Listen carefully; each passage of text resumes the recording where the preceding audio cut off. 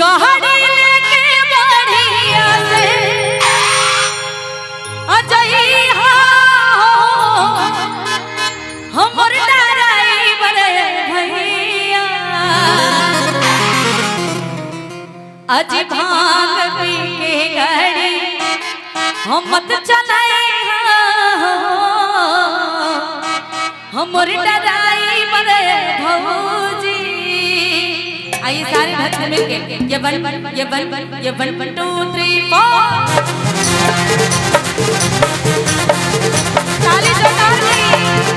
जितने भी ड्राइवर हैं 2 पहिया 3 पहिया 4 पहिया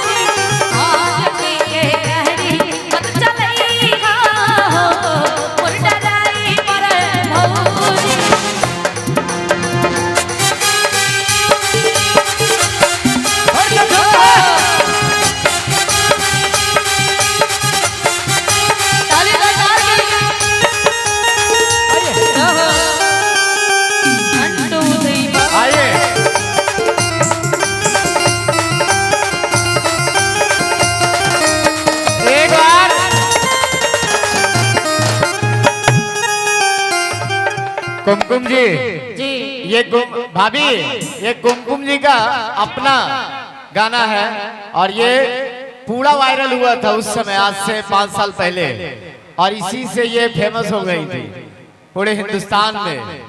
तो मैं चाहूंगा कि भाभी जी हमारी है कुमकुम जी हमारी भाभी जी है।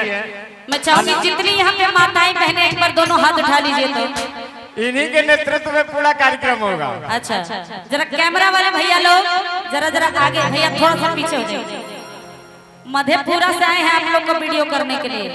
कम से कम ऐसा होना चाहिए कि लखीसराय में गए थे तो लखीसराय के भक्तों ने झूम के साथ दिया था। कितने लोग मथुरासिनी मैया को मानते जरा दोनों हाथ खोल दीजिएगा एक बार। एक बार मैं चाहूंगी कुर्सी छोड़ के 1 मिनट के लिए खड़े हो जाइए तो 1 मिनट के लिए बस। चाची जी आप भी खड़े हो जाइए सारे एक बार हाजिरी लगाइए फिर तो पूरी सब्जी खाना है और घर जाना है यही जिंदगी है। सभी कोई दोनों हाथ खोल दीजिए एकदम लंबे लंबे। बोली बाबा भोलेनाथ की कहते हैं एक छोटी सी बात कहानी बन सकती है और जिद पे आ जाए माताएं बहनें तो झांसी की रानी बन सकती है। तो क्या मैया के दरबार में थोड़ा सा झूम नहीं सकती हैं? एक बार दोनों हाथ खोल दीजिए सभी कोई बाबा भोले के नाम और झूमते हुए सभी कोई कि ले जाता पाड़ा मोतिया के चढ़ावे।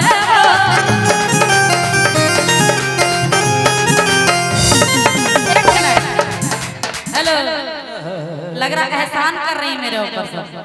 बाप रे बाप यही अगर शादी ब्याह का प्रोग्राम रहता बाप रे बाप फिर तो पूरा साड़ी हिलता है कि नहीं भैया जी।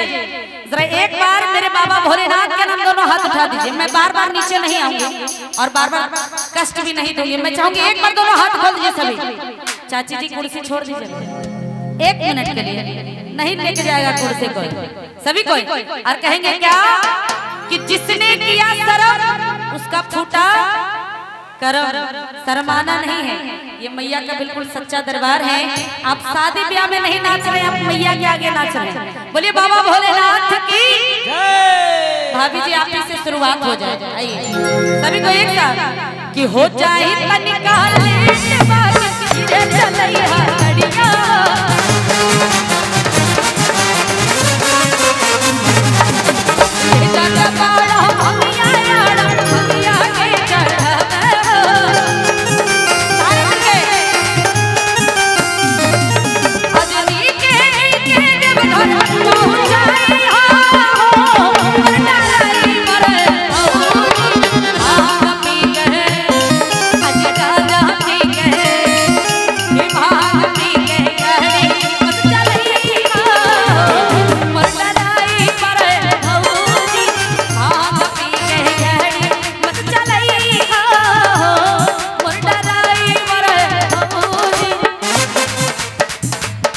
एक मिनट, कल मेरी भेंट आपसे होगी क्या? नहीं, बस थोड़ा देर तो झूमना नाचना, फिर तो अपने अपने घर। आइए भाभी जी इधर, सभी आइए एक बार। थोड़ा सा आप लोग भी आगे आ जाइए ना, सब कोई मिलके।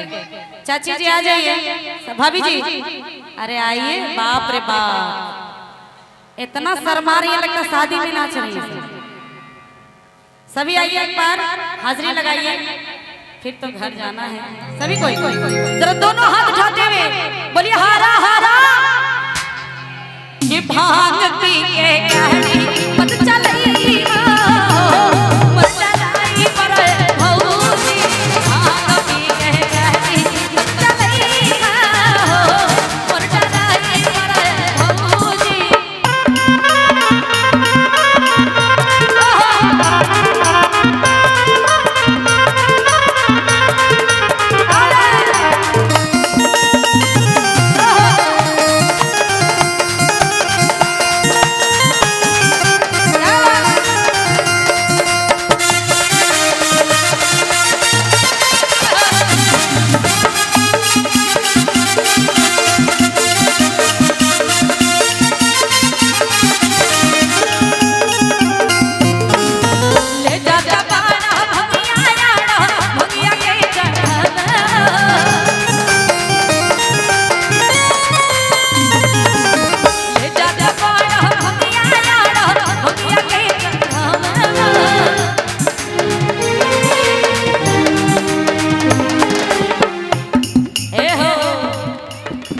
ए हो ललकी भौजी, ए हो ललकी भौजी, लगभग सब लाल ही पहने हैं। देख बार जरा दोनों हाथ उठा के सभी कोई और कहेंगे बाबा भोले से डमक डम डमरू रे बाबे। सारे मिलके दोनों हाथ उठा के 1 2 3 4।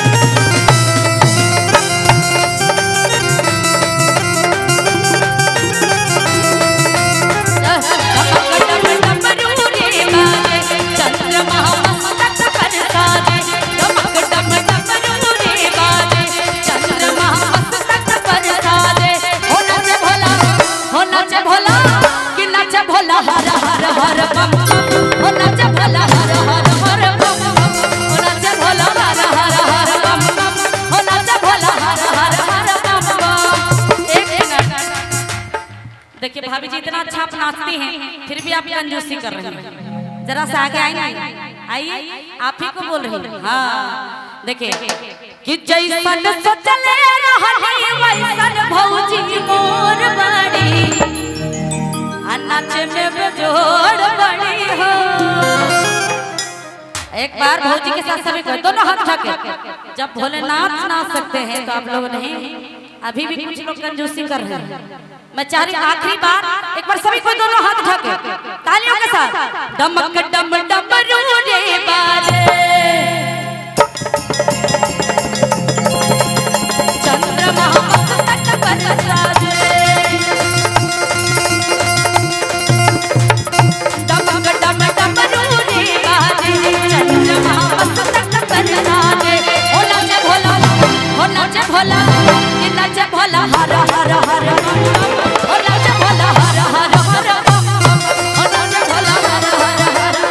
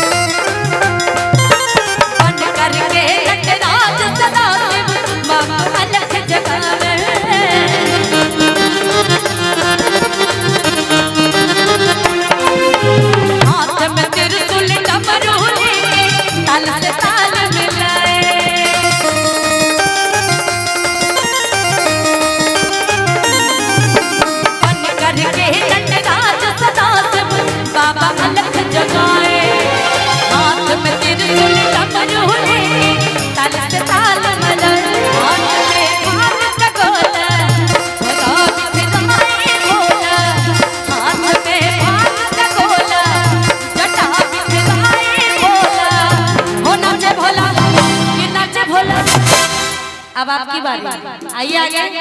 क्या बात, सारे मिलके तालियों के साथ कि नचे भोला हर हर हर बम बम, ओ नचे भोला हर हर बम बम, ओ नचे भोला हर हर बम बम, ओ नचे भोला हर हर हर बम बम, ओ नचे भोला हर हर।